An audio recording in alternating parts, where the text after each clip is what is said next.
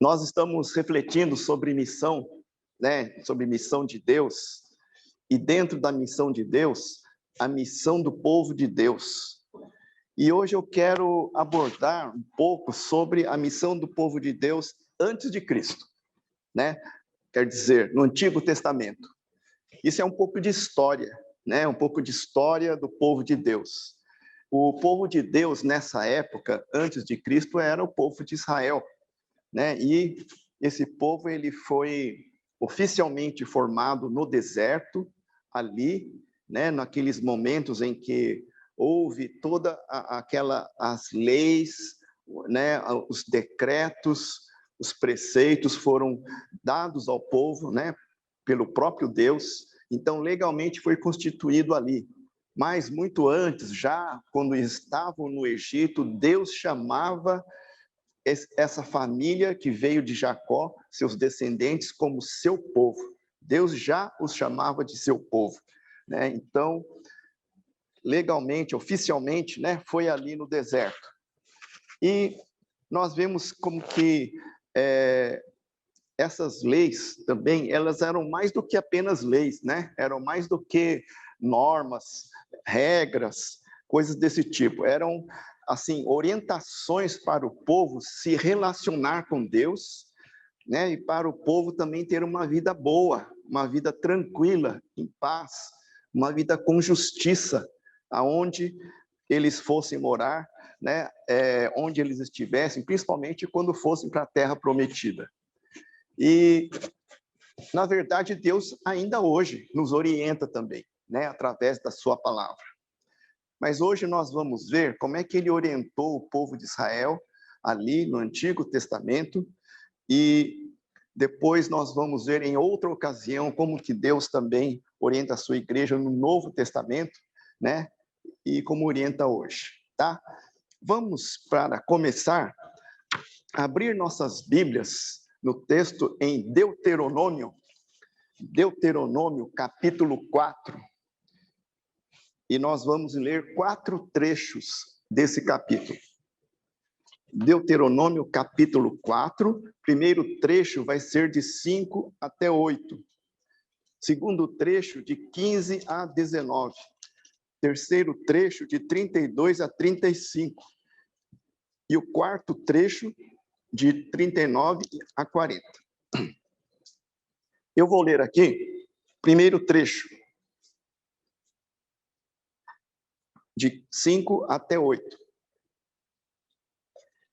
Eu lhes ensinei decretos e leis, como me ordenou o Senhor, o meu Deus, para que sejam cumpridos na terra na qual vocês estão entrando para dela tomar posse. Vocês devem obedecer-lhes e cumpri-los, pois assim os outros povos verão a sabedoria e o discernimento de vocês. Quando eles ouvirem todos estes decretos, dirão: de fato, esta grande nação é um povo sábio e inteligente. Pois que grande nação tem um Deus tão próximo como o Senhor, o nosso Deus, sempre que o invocamos? Ou que grande nação tem decretos e preceitos tão justos como esta lei que estou apresentando a vocês hoje? Esse primeiro trecho do capítulo 4, ele nos fala sobre viver em obediência às leis de Deus. Então, o povo de Israel, ele foi ali chamado a viver ali na terra que Deus lhes concedeu, com obediência, observando todas as leis, todos os preceitos que Deus havia dado a eles. Neste momento aqui, em Deuteronômio, isso aqui é Moisés falando para o povo de Israel, logo antes de eles conquistarem a terra, né? Então, as últimas palavras de Moisés estão aqui no Deuteronômio. E aqui, então, nós vemos que Israel é para viver em obediência à lei de Deus como um participante legítimo do reino de Deus, né? Então, nós vemos ali o povo de Israel que deve ser como um modelo também, né? Ter um estilo de vida espiritual um modelo de vida social, vida moral, né, que é diferente dos outros povos ao redor, né? Além de tudo, eles deveriam adorar exclusivamente ao Deus vivo, ao Deus verdadeiro, né? Outros povos, eles adoravam muitos deuses, mas o povo de Israel deveria ter exclusividade para com Deus, nenhum outro. Então, isso era uma grande diferença, uma grande diferenciação em relação aos outros povos. Mas também, né, a obediência a esses preceitos que Deus colocava, ele tinha muito a ver com justiça, né, viver em justiça, muito a ver com igualdade ou equidade, a gente poderia dizer, entre as pessoas, né? Nenhum tem de mais, nenhum tem de menos, muito menos, né? Ou muito mais. Então, havia, assim, realmente uma certa equidade entre as pessoas. Também ele cuidava até mesmo da, vamos dizer, ecologia. Bom, isso era coisa avançada para a época, né? Ali, em algumas vezes, Deus orientou para que o povo de Israel não destruíssem as árvores que eles não fossem usar na conquista de um povo, né? Então, o cuidado com a natureza estava ali diante de Deus. E Deus não permitia que eles ficassem matando animais à toa. Eles deveriam receber castigos por causa disso, né? Deveriam, na verdade, cuidar da natureza, da criação de Deus, como um povo responsável, como um povo que administra, né, a criação de Deus. Mas, além disso, essas coisas trariam muita prosperidade para o povo de Israel, observando essas leis. Deus seria com eles, eles também teriam paz ao redor, com todos os seus vizinhos, e, além disso, eles também teriam reconhecimento de outras nações de que eles eram uma nação diferente, uma nação que todo mundo gostaria de imitar, né? Talvez que todos gostariam de vivenciar um pouco. Então, o povo de Israel, primeiramente assim, né, vivendo em obediência às leis de Deus, eles teriam uma vida que todos ao redor gostariam de ter, principalmente na adoração do único Deus. E, bom, a palavra de Deus, né, para nós também é muito mais do que leis, né? Muito mais do que regras, muito mais do que a obrigação. Ela é alimento espiritual para as nossas vidas. Mas uma segunda coisa que nós ali como orientação para o povo de Israel, nos versículos 15 a 19. Vamos ler versículos 15 a 19. Diz assim: no dia em que o Senhor lhes falou do meio do fogo em Horebe, vocês não viram forma alguma. Portanto, tenham muito cuidado, para que não se corrompam, fazendo para si um ídolo, uma imagem de alguma forma semelhante a homem ou mulher, ou a qualquer animal da terra, a qualquer ave que voa no céu, a qualquer criatura que se move rente ao chão, ou a qualquer peixe que vive nas águas debaixo da terra. E para que, ao erguerem os olhos ao céu e virem o sol, a lua e as estrelas, todos os corpos celestes, vocês não se desviem e se prostrem diante deles, e prestem culto àquilo que o Senhor, o seu Deus, distribuiu a todos os povos debaixo do céu. Então, uma segunda orientação ali para o povo era se afastar da idolatria. Todos aqueles povos ao redor tinham formas de idolatria.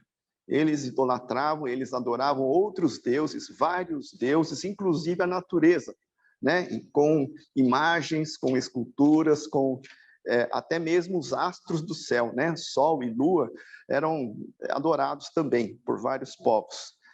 E o sol, especialmente pelo Egito, né? O Egito adorava o sol ali. Então, o povo de Israel, eles cresceram, se formaram naquele meio do povo do Egito. Então, eles sabiam muito bem que outros deuses haviam ali. Mas eles precisavam entender que deviam exclusividade a Deus. Não fazer nenhum tipo de imagem, né, da criação, seja pessoas, animais, coisas da natureza, corpos celestes, nada de adoração, nem de pedra, nenhum tipo de escultura, nada desse tipo.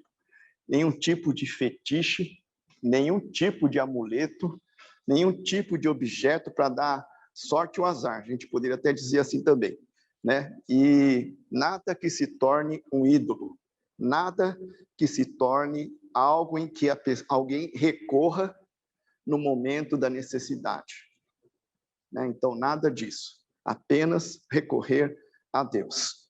Então, uma segunda coisa, né, que era para o povo observar de maneira muito clara, muito zelosa, com bastante esforço, era se afastar da idolatria.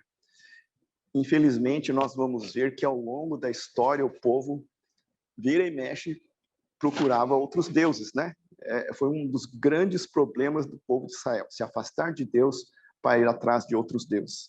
E já aqui, né, o próprio Deus, ele havia concedido essa orientação para não buscar.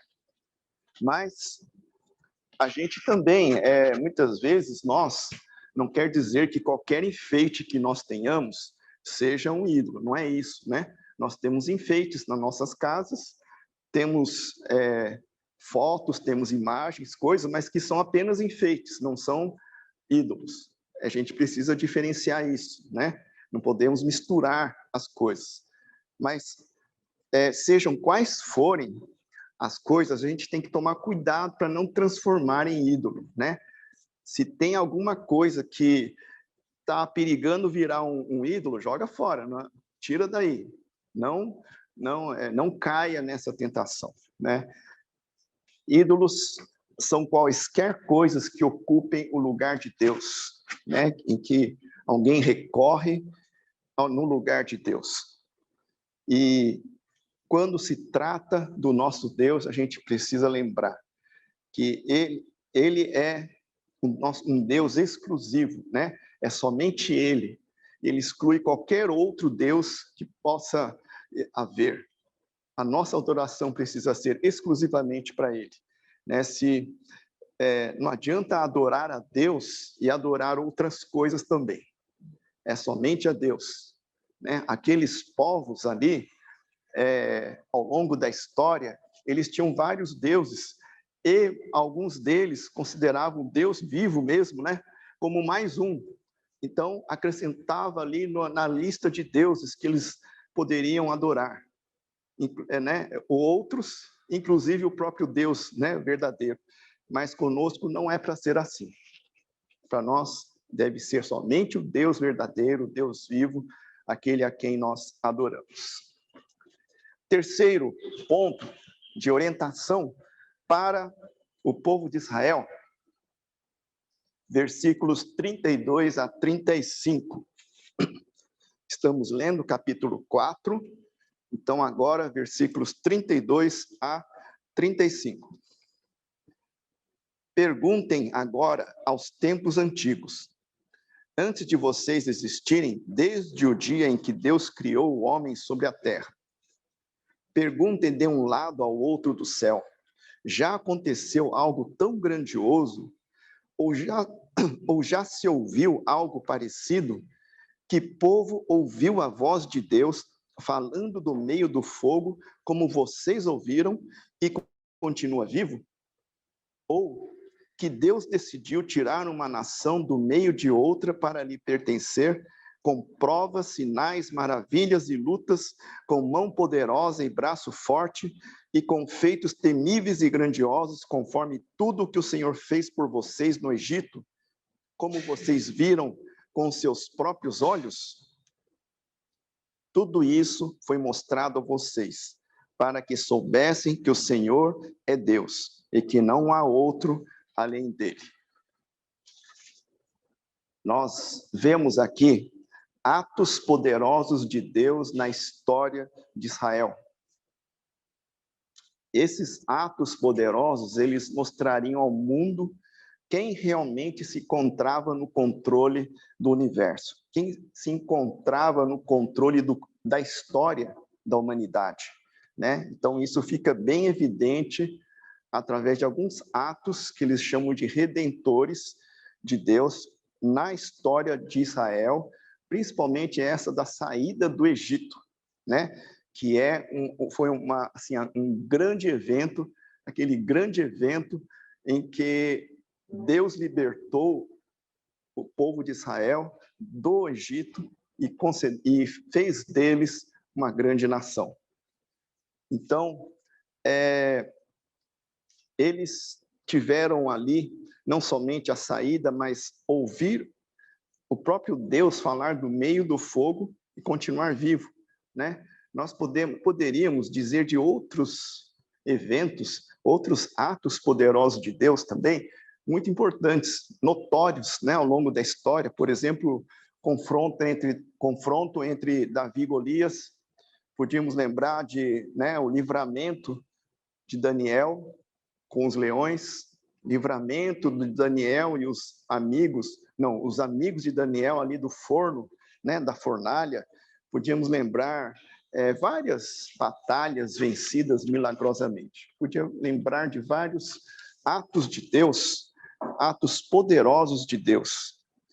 E a gente, quando lembra, né, desses atos poderosos, realmente é algo assim que nos estimula a adorar a Deus mais ainda, reconhecer, lembrar desses atos poderosos nos faz firmar a nossa fé, né, em Deus. Então, por exemplo, a gente precisa lembrar da nossa história pessoal também, né? Como que Deus nos redimiu das trevas para o seu reino, como é que Deus agiu em nossas vidas, momentos importantes da nossa vida. A gente, os irmãos concederam espaço ali para Miriam e eu compartilharmos, né, um pouco da nossa história. Quem sabe, né, a gente possa ter mais momentos assim com outros irmãos da igreja.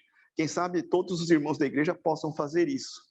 Porque ao lembrar dos feitos de Deus, ao lembrar de muitos eventos importantes, nós lembramos, puxa, como Deus é maravilhoso, como Deus é poderoso, né? Então, isso realmente faz brotar dentro de nós um louvor, assim, de verdade, né? Aquela adoração. Nós somos assim. Nós precisamos lembrar dos atos poderosos de Deus para termos reavivar, né? Um desejo de adorar a Deus, né? Temos esse tipo de coisa que a gente precisa guardar, essas memórias, né? Daquilo que Deus faz em nossas vidas. Bom, irmãos, esses atos poderosos eram coisas que eles deveriam transmitir aos seus descendentes, e também eram atos que deveriam ser relatados durante o culto coletivo que eles tinham, né, depois em Jerusalém. Quando eles fossem cultuar a Deus, precisavam lembrar de todos esses atos aí, né? Então, um verdadeiro louvor e adoração seriam, né, diante de Deus. Quer dizer, não é um verdadeiro, mas mais fortemente, né, a adoração do povo seria espontânea. Uma quarta coisa, vemos ali, ligado a isso, né? Versículo 39 e 40. Reconheçam isso hoje e ponham no coração que o Senhor é Deus em cima nos céus e embaixo na terra. Não há nenhum outro. Obedeçam aos seus decretos e mandamentos que hoje eu lhes ordeno, para que tudo vá bem com vocês e com seus descendentes, e para que vivam muito tempo na terra que o Senhor, o seu Deus, lhes dá para sempre. Então, essa quarta coisa é exatamente, né, o fato de o povo de Israel relembrar os atos poderosos de Deus, vai fazer com que eles reconheçam esse Deus todo-poderoso. Faz com que eles reconheçam, né, se lembrem, reconheçam toda aquela experiência de redenção que eles tiveram junto com Deus. Por isso, ele diz assim, né, versículo 39, reconheçam isso hoje, né, reconheçam isso hoje.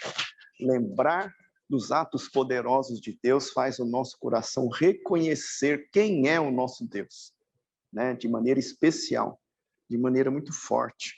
Então, era para o povo fazer isso, né? E a experiência também do povo de Israel leva o povo a adorar a Deus de uma forma missionária. Em que sentido missionária?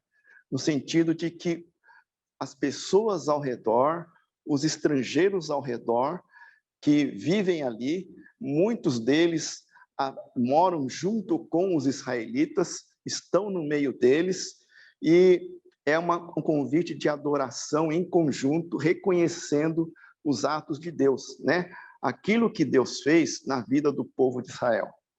Reconhecer que Deus é o Senhor do universo, que Deus somente é o Deus vivo, o Deus verdadeiro, né? O Deus redentor do seu povo. E isso seria uma espécie de ápice da missão do povo de Israel, convidar outros povos para eles juntos adorar a Deus, né? Então, Israel deveria funcionar como um povo que atrai outros povos por causa da sua maneira de vida, por causa do seu estilo de vida, que obedece às leis de Deus, leis justas, leis que trazem paz, leis de alto nível moral, né? Leis que governam o relacionamento com Deus. Então, isso era algo que o povo de Israel deveria viver, deveria também, com esse estilo de vida, atrair outros povos para que eles quisessem, desejassem também adorar ao Deus verdadeiro. Então, por isso, uma adoração missionária. Naquele tempo, era algo assim no sentido de atrair os outros povos para si, né? Para junto deles. E a gente vê assim também que em nossa vida a gente também deve ter um espaço para reconhecer e adorar a Deus, né, como o Deus da nossa história, o Deus da história da nossa vida. Ter uma vida de testemunho e adoração a Deus em que outras pessoas também possam olhar um testemunho, um estilo de vida que é diferente e que pertence ou que assim espelha, né, que reflete o reino de Deus. Bom, é mais ou menos isso que a gente viu ali, né, no reframe, na hora de no lugar em que você se encontra, você ser esse reflexo, né, do reino de Deus, ser esse reflexo de alguém que é cidadão do reino de Deus. Muito bem. A gente pode ver então algumas implicações, né, sobre dessas orientações que Deus deu ao povo de Israel. Uma primeira implicação, então, é o que nós temos feito, né? Nós temos tentado fazer avaliação, uma reavaliação da natureza e do propósito da nossa igreja, da igreja local. É onde a graça da salvação não é apenas um dom de Deus, né? A graça, o dom da salvação, não é somente para o nosso benefício, mas também para que nós possamos compartilhar essa graça com outras pessoas, né? Então, uma primeira coisa né? É a correta perspectiva da responsabilidade, né? Dessa graça da salvação que nós recebemos. Então, sermos chamados por Deus, termos sido salvos por Deus, não é apenas para nós usufruirmos dos benefícios de sermos filhos de Deus, mas é também nós, como filhos de Deus, servirmos o Deus vivo e também nós temos a responsabilidade de alcançar outras pessoas para também serem atraídas para o Deus vivo, né? Então, é a responsabilidade de servir o nosso próximo, fazer discípulos de todas as nações. Então, nossas igrejas, no sentido de serem acolhedoras a todos os povos, mas os nossos crentes, os nossos membros, poderem ser como missionários naquele lugar onde eles se encontram, né? No contexto aonde eles vivem. Então, onde cada um vive, é um missionário, é alguém que pode compartilhar, pode testemunhar da sua fé onde estiver. Então, uma primeira coisa, né, sobre o propósito da igreja. Uma segunda coisa é a presença como base para proclamação. Presença é onde nós estivermos, ser o local onde a gente compartilha a nossa fé, né? Jesus nos chama a viver vidas dignas, a sermos sal e luz, né? Também Jesus nos convida a termos também obras que louvam a Deus, né? A nossa vida seja uma vida de adoração a Deus, uma vida que produz impacto naquelas pessoas que estão ao nosso redor. E que impacto, né? Por exemplo, né? Como igreja, né? Por exemplo, testemunho, né? Ajuda aos necessitados, coragem para proclamar o evangelho, denunciar a corrupção também e a injustiça. Precisamos ser uma igreja que não somente tem o discurso, mas também tem a prática. Então, não somente ser um testemunho, um exemplo de vida. Nós precisamos ser aqueles que têm um bom testemunho, mas também que nós explicamos a razão de ser do nosso testemunho. Em outras palavras, testemunho e proclamação do evangelho, né? Só quero lembrar aqui, 1 Pedro, capítulo 3, versículo 15 e 16, ele diz assim: antes, santifiquem Cristo como Senhor no coração.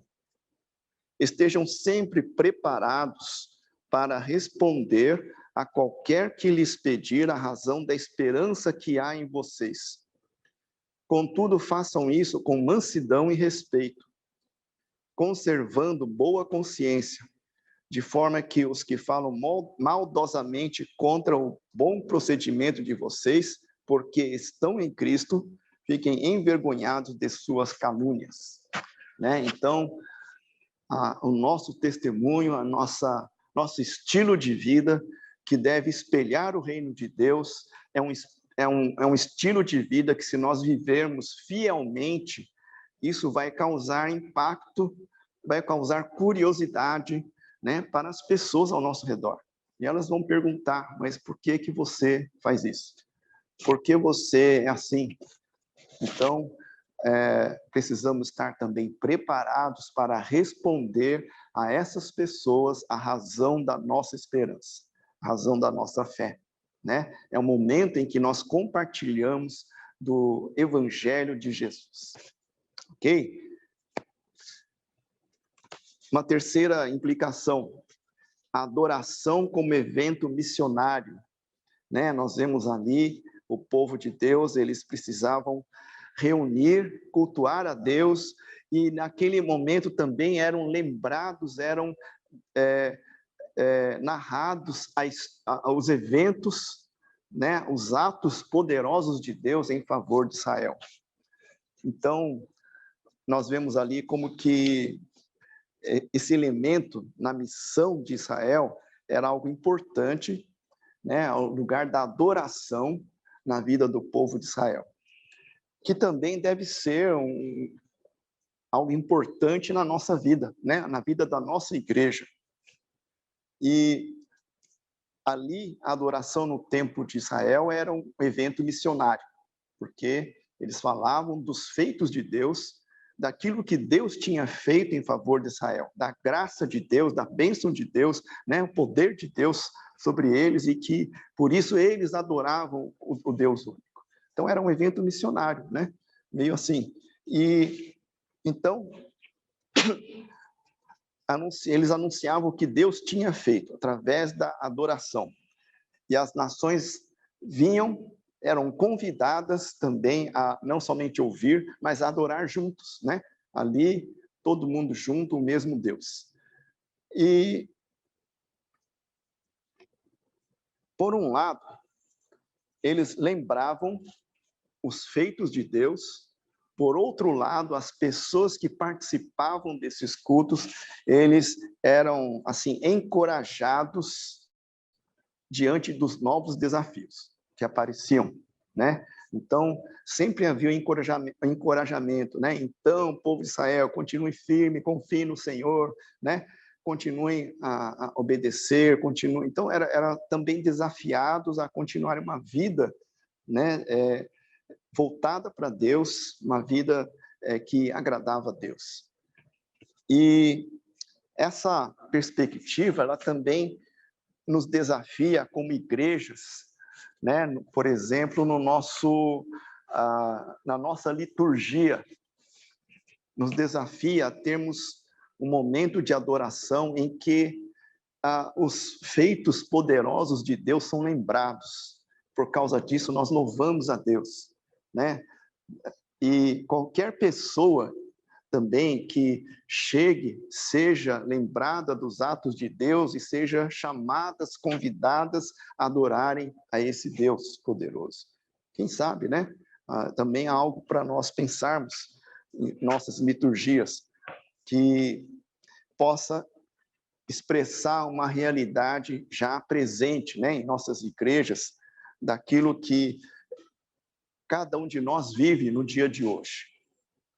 Então, também, por outro lado, também essa orientação que nós vemos de Deus ali para o povo de Israel, também nos desafia a termos momentos de encorajamento dos nossos crentes para um encorajamento para que eles também, que cada um também possa no seu lugar, na sua vida diária, ser também um missionário, ser um testemunho de Jesus, ser alguém que proclama, que compartilha o evangelho, né, também quando houver a oportunidade. Que então uma liturgia que nos estimula, né, que nos desafia a essas coisas, adorar a Deus e engajar como dizer assim, no desafio missionário que nós temos aonde nós estamos. Para concluir, a gente pode observar que o impacto que Israel deveria provocar, né, em outros povos ao redor, seria o de um povo que adora a Deus, um povo que adora o Deus vivo, poderoso, um povo que vive um estilo de vida muito diferente dos povos ao redor, por causa da justiça, da sabedoria, das leis de Deus, né? E também com sinais poderosos e com uma adoração de que Deus é o único Deus, né? Isso é uma o impacto que Israel, o povo de Israel, vivendo uma vida de acordo com aquilo que Deus esperava deles, iria causar não somente para eles, mas para os povos ao redor, né? E nós também, como igreja, nós somos chamados a viver uma vida diferente, uma vida que traz impacto, não somente em nossas próprias vidas, mas naquelas pessoas que estão ao nosso redor. Os especialistas dizem que cada um de nós tem uma influência direta em pelo menos 5 pessoas. Cada um de nós é influenciador de 5 pessoas no nosso dia a dia. Então, esse impacto, né, que fala aqui no nosso dia a dia, nós podemos pensar em pelo menos 5 pessoas, né? Pode ser da família, pode ser da vizinhança, pode ser do trabalho, da escola, da rua, aonde for, né? Na feira, onde você convive, onde você está, né? Então, também para nós um desafio de nós sermos não apenas testemunhas de Jesus, onde estivermos, mas sermos também essas pessoas que compartilham do Evangelho, para essas pessoas que perguntam sobre a razão da esperança que há em nós. Amém? Vamos orar?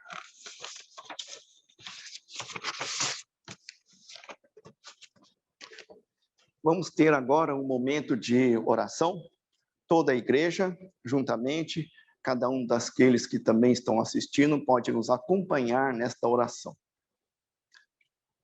Senhor nosso Deus e nosso Pai celestial, nós vemos, ó Deus, como que o Senhor é um Deus atuante, Tu és um Deus poderoso, Tu és um Deus que chamou um povo de Israel, para ser um povo Teu, e hoje o Senhor também chama a nós para sermos povo Teu. Ó Deus, nós queremos pedir que, assim como o povo de Israel, ó Deus, se reunia e cantava louvores e lembrava dos Teus feitos poderosos, e isso era não somente algo que fazia brotar uma verdadeira adoração no coração deles, mas que os encorajava ainda a desafios que viriam pela frente. Que nós também, ó Deus, nós possamos também ter momentos, ó Deus, assim, em nossas vidas, em nossas igrejas, de adoração, ó Deus, a Ti, e ao mesmo tempo ser encorajados, ó Deus, a dar um bom testemunho onde nós estivermos.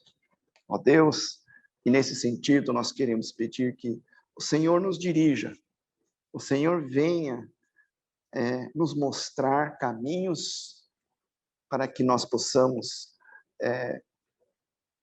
verdadeiramente ser uma igreja que agrada ao Senhor, uma igreja, ó Deus, que Te adora, uma igreja que testemunha, uma igreja, ó Deus, que serve, uma igreja que é bíblica, uma igreja, ó Deus, que onde o senhorio seja verdadeiramente do Senhor Jesus Cristo. Vem, Senhor, transformar nossa igreja, vem transformar nossas vidas, ó Deus, que nós colocamos diante do Senhor. Nós oramos, ó Deus, em gratidão ao Senhor por tudo que o Senhor tem feito por nós. Nós oramos e que o Senhor nos fortaleça esta semana, ó Deus, nos fortaleça para sermos testemunhas vivas do Senhor. Nós oramos em nome de Jesus. Amém.